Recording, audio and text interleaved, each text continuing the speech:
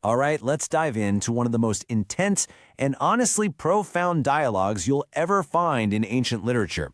We're heading straight into the book of Job.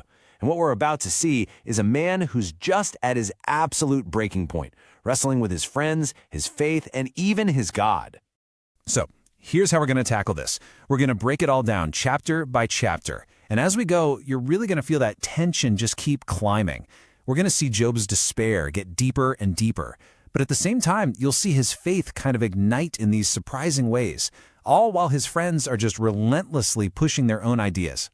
Believe me, this is way more than just a debate. It's a full-on spiritual and emotional firestorm. Okay, first up, we're with Job. And you got to remember, he's just been sitting there, listening to his friends tell him over and over again that all this suffering, it's got to be his fault. Well, his patience has finally snapped. It's gone. And he just unleashes this incredibly powerful, pained response. And boom, there it is, one of the most famous lines in the whole book. You have to understand, Job is desperate for some empathy, right? Maybe just someone to sit in silence with him in his suffering. But instead, what does he get? He gets these simple, easy answers. So he's not just disagreeing with them, he's telling them that their so-called wisdom is like, I don't know, empty wind. It's worthless, and it's actually just adding to his pain. Think about this. Job is caught in this just crushing vice grip, getting squeezed from two sides. On one hand, he feels this divine storm coming from God, who he describes as this relentless warrior just attacking him. And at the exact same time, on the human level, his friends are just piling on with more scorn. I mean, he's literally being assaulted by heaven and earth. And yet, and this is key, he holds fast to his integrity. He refuses to confess to sins he knows he didn't commit. You know, this shows us something so important. Job isn't really looking for answers. He's crying out for someone's presence. He needs empathy, not a lecture. And that's a huge lesson for all of us, isn't it? When someone is in deep, deep pain, maybe the most spiritual thing we can do isn't to offer a perfect explanation, but to just offer our quiet, non-judgmental company. All right, let's keep going. Chapter 17. This is where it gets even more intense. Job feels completely unheard, completely condemned on earth, so he turns his appeal to the only court he has left, the one in the heavens. This is such a fascinating paradox. I mean, in one breath, Job was accusing God of being his tormentor. And then in the very next breath, he's appealing to a witness up in heaven who knows he's innocent. It's almost like he's appealing from God to God. He's convinced that no matter what's happening to him right now, the ultimate truth about his integrity is recorded and safe somewhere on high. You can almost feel Job's world just shrinking around him here. He sees his life as basically over. His future is just the grave. So with all earthly hope totally gone, his focus shifts, right? It's now entirely on what happens after he dies. He's not just defending himself anymore, he's desperately looking for some kind of heavenly advocate, a spiritual lawyer, to plead his case once he's gone. And this really gets at such a deep human need, doesn't it? When everyone around you misunderstands you or judges you, that search for a higher power or some kind of cosmic justice, it's often really about that desperate need to feel truly seen, to be truly known for who you are. Okay, so the stage now turns back to Job's friends. Bildad steps up, and you'd think maybe he'd show some of that compassion Job was just begging for. Nope. Instead, he responds with one of the most blistering speeches yet, and he completely ignores everything Job just said. And this gets to the absolute heart of the whole conflict. It's just a violent collision between two completely different worlds. On one side, you have Job's lived, agonizing reality.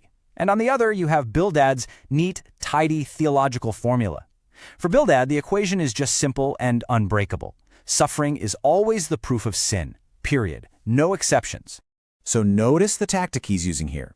Bildad never actually says Job's name, but he doesn't have to. He paints this vivid, really grim picture of what happens to a wicked man. His schemes backfire, terrors haunt him, and every single detail is like a thinly veiled arrow aimed right at Job. This isn't comfort, folks. It's a theological weapon, and it's designed to force a confession out of him. And this is the real danger that this chapter just lays bare. Bildad's certainty has actually made him cruel. He is so in love with his theological system that he's become completely blind to the human being who's in agony right in front of him. In this moment, he chooses his doctrine over his friend. So Job's response to this absolutely brutal speech, It's one of the most powerful moments in the entire Bible. He starts by describing his complete and utter isolation, and then, from the very bottom of that pit, he makes this just unbelievable declaration of faith. But first, Job needs us to understand just how deep his loneliness is. He says his own family has failed him. His wife can't stand to be near him. Even little kids despise him. He cries out, "Have pity on me, O my friends." He is utterly, completely alone. And then, from the absolute bottom of that abyss of loneliness, comes this explosion of faith. After describing how totally isolated he is, Job makes this defiant declaration. He says he knows that his Redeemer, his ultimate vindicator, lives. He is absolutely certain that this advocate will one day stand on the earth and prove his innocence. I mean, what a breathtaking leap from the depths of despair to this powerful conviction and ultimate justice. And this right here is the key takeaway. Job's faith isn't some easy, painless thing. It actually coexists with his agony. It's this belief that even if he dies without getting any answers, justice will, in the end, win. So true faith isn't about having no questions. It's about holding on to hope when you have literally nothing else. All right, now we come to our final speaker for today, Zophar. After Job's incredible declaration of faith, you'd think, right? You'd expect maybe a moment of compassion or even just awe. But Zophar gives him none of that. He completely ignores it, and instead he launches into what is arguably the harshest, most graphic attack we've seen yet. Zophar is the ultimate black and white thinker. For him, the universe is just a simple, immediate moral machine. Good people prosper, wicked people suffer. End of story. And any success the wicked seem to have, that's nothing more than a fleeting illusion right before their inevitable and very deserved doom. And this slide really captures Zophar's brutal point. He basically turns his theology into a weapon. He paints this graphic picture of a wicked man whose ill-gotten wealth is like poison in his gut, wealth that God himself will force him to vomit up. And again, Job isn't named, but every single word is a vicious, targeted accusation.